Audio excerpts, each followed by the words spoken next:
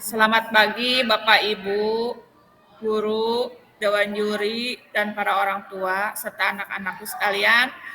Mari kita mulai presentasi untuk kelas 8 yang akan dimulai dari kelas 8-9. Siap? Untuk kelas 8-9 dipersilakan.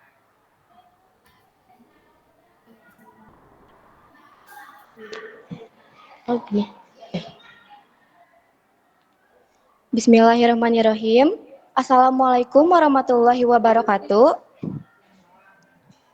Selamat pagi Bapak Ibu dan para hadirin. Puji syukur kita haturkan kepada Allah Subhanahu wa taala dan tak lupa sholawat serta salam selalu tercurahkan kepada Nabi Muhammad SAW. Perkenalkan, kami dari tim presentasi kelas 89 yang terdiri dari saya, Meka Kirana Jovanka sebagai moderator dan Alika Zaira Ramadhani sebagai presentator. Hadirin yang berbahagia, sebelum itu mari kita berkenalan terlebih dahulu dengan pemateri atau presentator kita, Alika Zaira Ramadhani.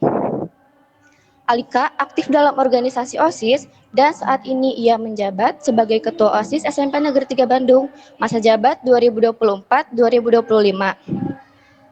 Di sini, kami akan mempresentasikan materi yang terkait dengan hidrogel, herbisida, loseda, dan ekobrik. Kenapa kita mempresentasikan materi tersebut? Karena materi ini berkaitan dengan P5 kita di SMP Negeri 3 Bandung kali ini. Keempat hal tersebut mempunyai banyak fungsi yang sama, salah satunya yaitu untuk mengurangi pencemaran lingkungan. Nah, untuk penjelasan lebih lanjutnya, mari kita simak dengan baik penjelasan yang akan disampaikan oleh Alika. Kepada Alika, saya persilahkan.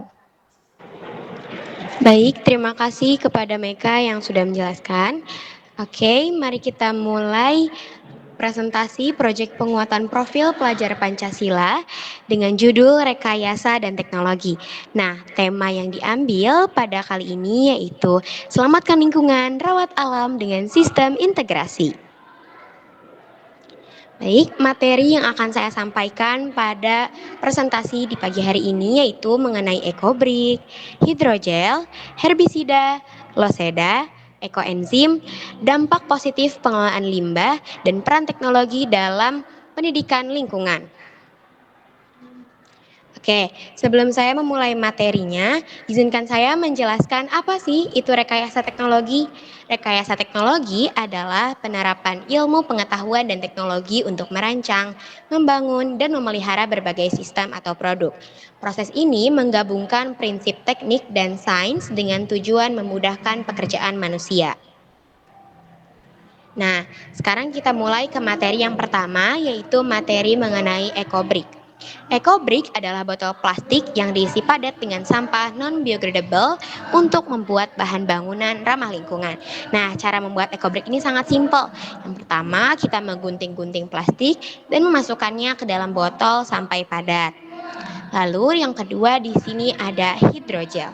Hidrogel adalah media polimer yang menyerap air dan nutrisi, lalu melepaskannya perlahan sesuai kebutuhan tanaman. Jadi hidrogel ini bukan sekedar mainan yang biasa dimainin sama anak kecil nih, tapi hidrogel ini bisa dibutuhkan untuk tanaman, untuk menanam tanaman. Nah, di sini kita ada materi mengenai loseda. Loseda atau lodong sisa dapur adalah wadah berbentuk tabung dengan ukuran sekitar 110 cm yang digunakan untuk mengelola limbah dapur, khususnya sampah organik sisa makanan.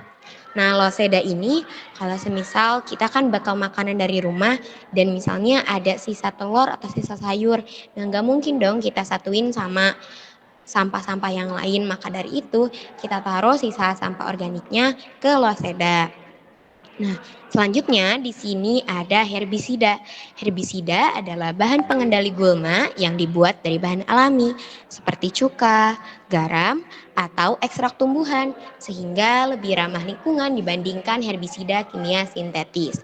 Nah, contohnya herbisida ini digunakan kalau misal ada genangan air atau dibuka terlalu lama pasti akan menimbulkan jentik. Maka dari itu untuk mencegahnya menggunakan herbisida alami. Nah, di sini juga izinkan saya menjelaskan materi lanjutan, yaitu mengenai ekoenzim. Ekoenzim adalah larutan organik hasil fermentasi limbah dapur seperti kulit buah dan sayuran, gula merah, dan air. Proses fermentasi ini berlangsung selama 3 bulan dengan bantuan mikroorganisme alami.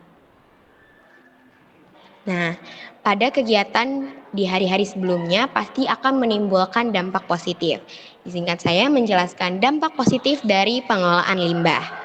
Pengelolaan limbah yang baik berdampak positif pada lingkungan dan kesehatan masyarakat dengan mengurangi pencemaran dan meningkatkan kualitas hidup.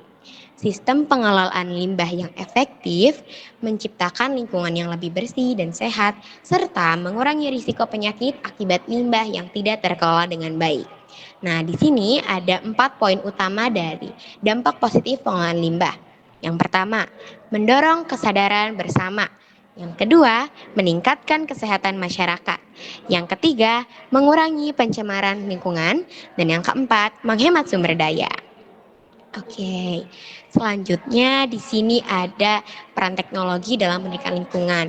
Karena judul P5 kali ini rekayasa dan teknologi, maka izinkan saya menjelaskan peran teknologi dalam pendidikan lingkungan. Teknologi memainkan peran penting dalam pendidikan lingkungan dengan menyebarkan informasi secara cepat dan luas melalui platform digital. Teknologi juga menyediakan sumber daya pendidikan yang lebih menarik dan interaktif, yang memudahkan siswa-siswi untuk memahami dan terlibat dalam pelestarian lingkungan.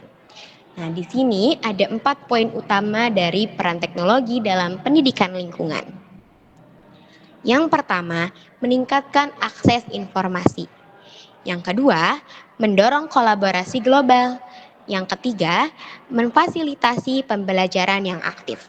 Dan yang keempat, menyediakan data real time.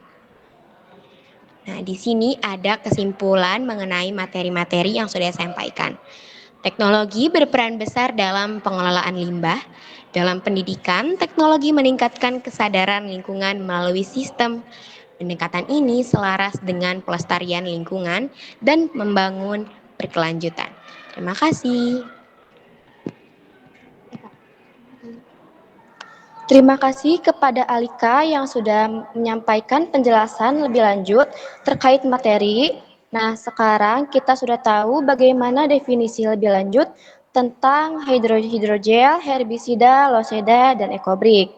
Nah, agar pengetahuan kita tidak berhenti sampai sini saja, saya akan membuka sesi diskusi. Para hadirin bisa bertanya ataupun bertanggapan terkait materi yang sudah tadi dibahas.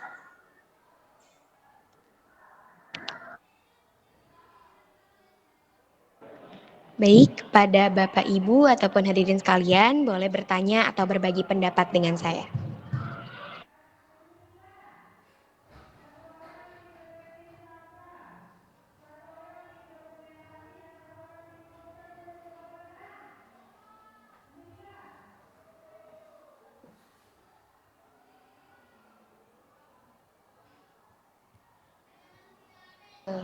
Terima kasih atas pertanyaan yang sungguh luar biasa.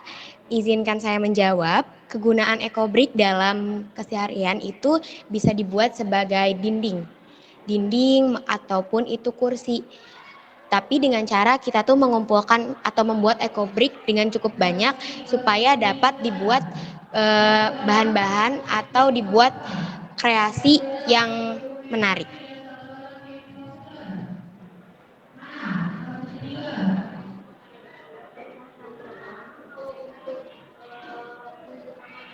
Bu Ipa, Bu Oke, Ipa, untuk kegunaan ekobrik bertahan lamanya sih saya sendiri belum pernah mencoba, tapi mungkin karena ini dari bahan plastik dan yang sudah dijelaskan sebelumnya, plastik itu bisa tahan hingga bertahun-tahun, maka dari itu mungkin pembuatan ekobrik ini bisa bertahan cukup lama.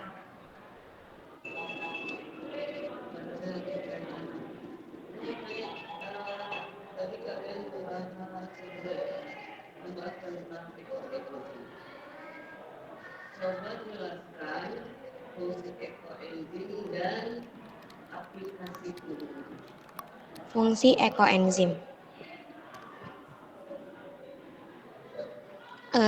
Yang tadi sudah saya jelaskan, ekoenzim larutan organik hasil fermentasi limbah dapur seperti kulit buah dan sayuran, gula merah dan air.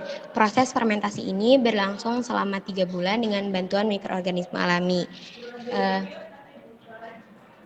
Ini Nah, untuk ekoenzim ini yang saya ketahui, karena orang tua saya juga pernah bikin di rumah, beliau membuat dari kulit mangga. Kulit mangga. dan fungsinya dan bagaimana aplikasi penggunaannya. Bukan cara membuatnya. Kalau membuatnya kita di sekolah juga pernah dulu, Ibu waktu ngajar PH itu pernah membuat ekoenzim. Ibu mau tanya kamu fungsi dari ekoenzim dan bagaimana aplikasi penggunaannya. Oke. Izinkan saya mencari resume bagaimana penggunaan atau fungsi dari ekoenzim tersebut.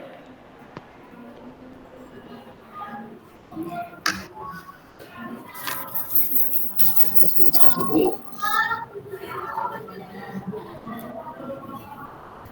Oke, dari hasil resume yang saya dapatkan, ekoenzim ini memiliki beberapa fungsi, diantaranya menjadi pembersih alami, jadi pupuk tanaman, pengusir hama, disinfektan, detoks tubuh, dan mengurangi sampah organik.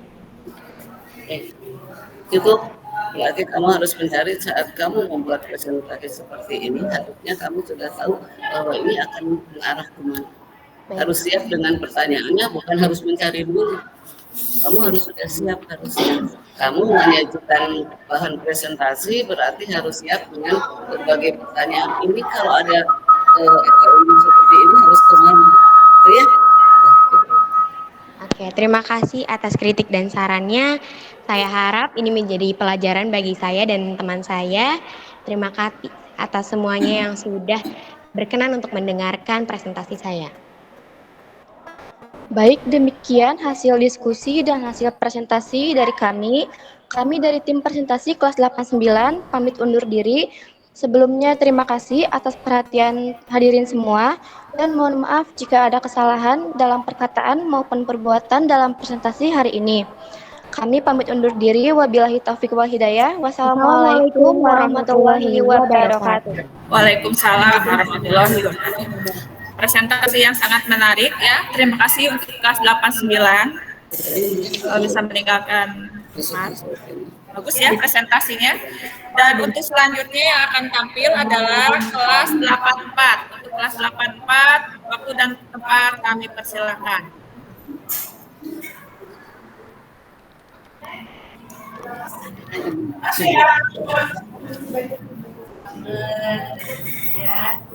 Terima kasih banyak, Bu.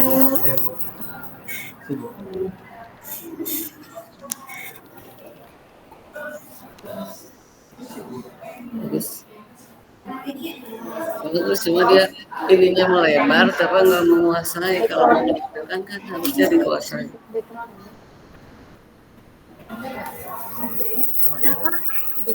Oh, background-nya.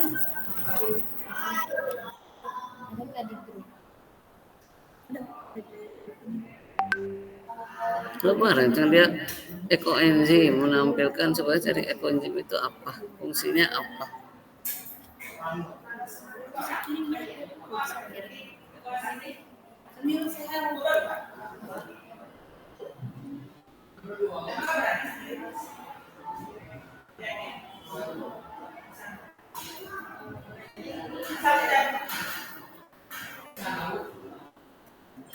Kenapa Pak Herman?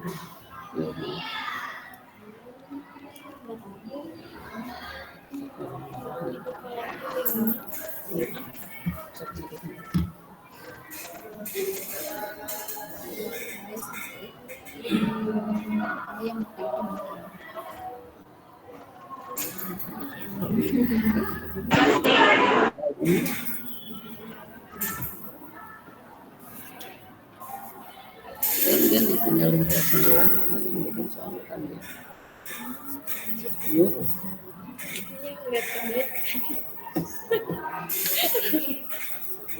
Ada suaranya kecil.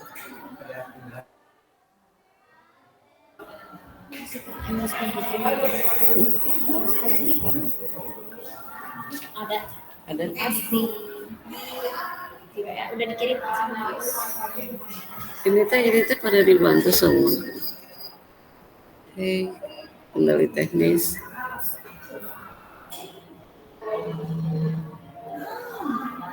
Terus dia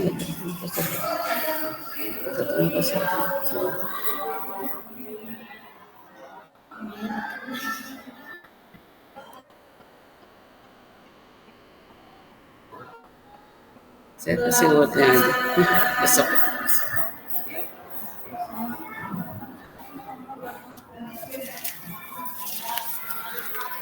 Belum mas, Mas Herman minta tahu tapi saya belum lihat.